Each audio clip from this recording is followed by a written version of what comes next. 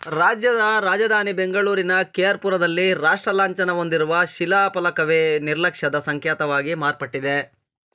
ಮಾಜಿ ಪ್ರಧಾನಿ ಅಟಲ್ ಬಿಹಾರಿ ವಾಜಪೇಯಿ ಅವರಿಂದ ಉದ್ಘಾಟನೆಗೊಂಡಿದ್ದ ಕೆಆರ್ಪುರ ತೂಗು ಸೇತುವೆಯ ಮೇಲ್ಭಾಗದಲ್ಲಿರುವ ಶಿಲಾಫಲಕ ಮುರಿದು ಬಿದ್ದಿದ್ದು ಸಾರ್ವಜನಿಕರ ಆಕ್ರೋಶಕ್ಕೆ ಕಾರಣವಾಗಿದೆ. 2003ರಲ್ಲಿ ಸೇತುವೆ ಉದ್ಘಾಟನೆ ಸಂದರ್ಭದಲ್ಲಿ ಅಳವಡಿಸಲಾಗಿದ್ದ ಈ ಶಿಲಾಫಲಕದಲ್ಲಿ ರಾಷ್ಟ್ರ ಲಾಂಛನವಿರುವುದರಿಂದ ಅದರ ಅವಸ್ಥೆ ಬಗ್ಗೆ ನಾಗರಿಕರು ತೀವ್ರ ಅಸಮಾಧಾನ ವ್ಯಕ್ತಪಡಿಸಿದ್ದಾರೆ.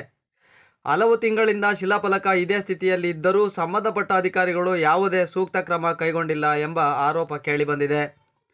ರಾಷ್ಟ್ರೀಯ ಹೆದ್ದಾರಿ ಪ್ರಾಧಿಕಾರದ ಅಧೀನದಲ್ಲಿರುವ ಈ ತೂಗು ಸೇತುವೆಯಲ್ಲಿ ಶಿಲಾಫಲಕ ಹಾನಿಗೊಳಗಾಗಿರುವುದು ಮಾಜಿ ಪ್ರಧಾನಿ ಹಾಗೂ ರಾಷ್ಟ್ರ ಚಿಹ್ನೆಗೆ ಅವಮಾನವಾಗಿದೆ ಎಂದು ಸಾರ್ವಜನಿಕರು ಆಕ್ರೋಶ ವ್ಯಕ್ತಪಡಿಸಿದ್ದಾರೆ.